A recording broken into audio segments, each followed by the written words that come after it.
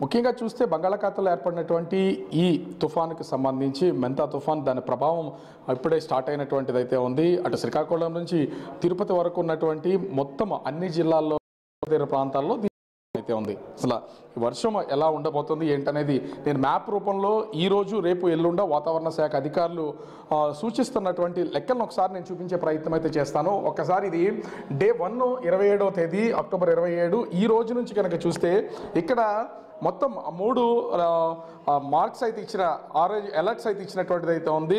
Red alert, orange alert, yellow alert. Extremely heavy rainfall అట్లా ఏ స్థాయిలో ఉంటుంది, ఎక్కడెక్కడ ఉంటుంది అనేది తీవ్ర వర్షపాతం నమోదయ్యే జిల్లాల్లో ముఖ్యంగా చూస్తే ఇక్కడ కనిపిస్తున్నటువంటి విజయనగరం, విశాఖపట్నం, అనకాపల్లి, కాకినాడ, కోనసీమ,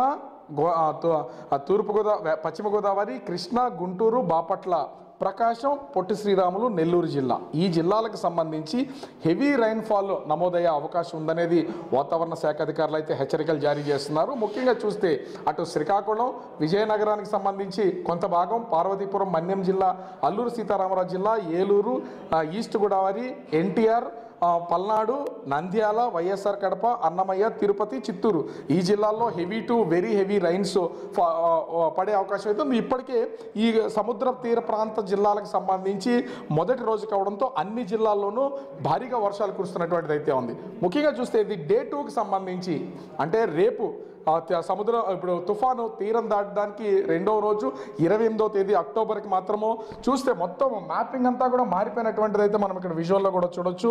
ఎందుకంటే స్టార్టింగ్లో అంటే ఈరోజు కొన్ని జిల్లాలకు సంబంధించి ఆరెంజ్ అలర్ట్ ఉన్నట్టు ఉంది. కానీ అటు శ్రీకాకుళం నుంచి ప్రకాశం డిస్టిక్ వరకు మొత్తం అంతా కూడా భారీ వర్షాలు కురిసే అవకాశం ఉన్నట్లుగా విశాఖ వాతావరణ శాఖ అధికారులు అయితే సూచిస్తున్నటువంటిది అయితే ఉంది. మొత్తము ఇది ఐఎండీ నుంచి వచ్చింది. భారత వాతావరణ శాఖ ఈ మ్యాపింగ్ని అయితే ఫైనల్గా రిలీజ్ చేసినటువంటి ఈరోజు వాతావరణానికి సంబంధించి ఒకసారి చూస్తే శ్రీకాకుళం, పార్వతీపురం, విజయనగరం, విశాఖపట్నం, అనకాపల్లి, అల్లూరు జిల్లా, కాకినాడ, కోనసీమ, అదేవిధంగా కృష్ణా, గుంటూరు, ఎన్టీఆర్, పల్నాడు, బాపట్ల, ప్రకాశం ఈ జిల్లాల్లో భారీ నుంచి అతి భారీ వర్షాలు కురిసే అవకాశం ఉన్నట్లుగా తెలుస్తున్నటువంటిది అయితే ఉంది. పొట్టి శ్రీరాములు, అన్నమయ్య, తిరుపతి జిల్లాలకు సంబంధించి హెవీ రైన్స్ కురిసే అవకాశం అయితే ఉంది.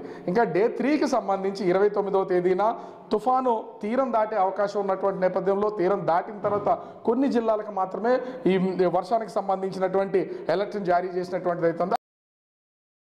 పార్వతీపురం, మన్యం, విజయనగరం, విశాఖపట్నానికి సంబంధించి కొంత భాగం మాత్రము హెవీ అంటే భారీ వర్షాలు కురిసే అవకాశం అయితే ఉంది. దాంతోపాటుగా ఎన్టీఆర్, గుంటూరు, కృష్ణా, వెస్ట్ గోదావరి, ఏలూరు జిల్లాలు మనం ఈ మ్యాప్లో కనుక చాలా స్పెసిఫికేషన్స్ వాతావరణ శాఖ ఇచ్చినటువంటి వాటిని అయితే చూడొచ్చు. అంటే తుఫాన్ తీరం దాటిన తర్వాత 3వ రోజు ముఖ్యంగా చూస్తే 29వ తేదీన అటు ఉత్తర కోస్తా అదేవిధంగా దక్షిణ కోస్తాలో ఉన్నటువంటి కొన్ని జిల్లాల్లో భారీ నుంచి అతి భారీ వర్షాలు కురిసే అవకాశం ఉందనేది తెలియజేస్తున్నారు. అదేవిధంగా ముఖ్యంగా చూస్తే అంటే ఆరెంజ్ అలర్ట్కి సంబంధించి అల్లూరు సీతారామరాజు, అనకాపల్లి, కాకినాడ, ఈస్ట్ గోదావరి, కోనసీమ, పల్నాడు, బాపట్ల, ప్రకాశం.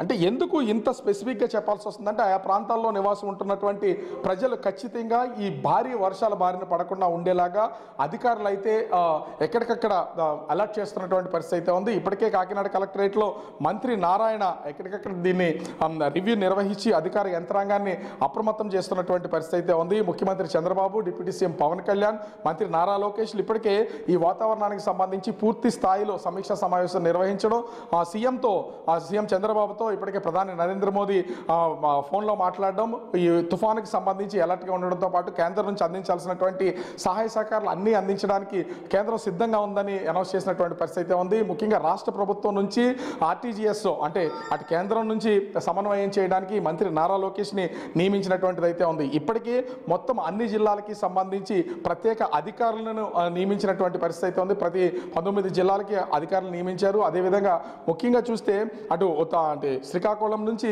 పశ్చిమ గోదావరి జిల్లా, తూర్పు గోదావరి జిల్లా వరకు ఇక్కడ అజయ్ జైన్ ప్రత్యేక అధికారిగా అంటే కలెక్టర్లకి పైన అదేవిధంగా ప్రత్యేక అధికారులకు పైన కూడా స్పెషల్ ఆఫీసర్గా అజయ్ జైన్ని, అదేవిధంగా తూర్పు పశ్చిమ గోదావరి నుంచి తిరుపతి జిల్లా వరకు ఆర్పీ సిసోడియాను ఇప్పటికే నియమించినటువంటి పరిస్థితి ఉంది. SDRF, NDRF teams heavy rains, అదేవిధంగా 90 నుంచి 110 కిలోమీటర్ల వేగంతో ఈదురుగాలు వీచే అవకాశం ఉన్నటువంటి నేపథ్యంలో వీటి నుంచి పడిపోయినటువంటి చెట్లు, స్తంభాలను అన్నింటినీ కూడా తీసివేయడానికి ఎస్డీఆర్ఎఫ్, ఎన్డీఆర్ఎఫ్ టీమ్స్ అయితే ఉన్నటువంటి పరిస్థితి ఉంది.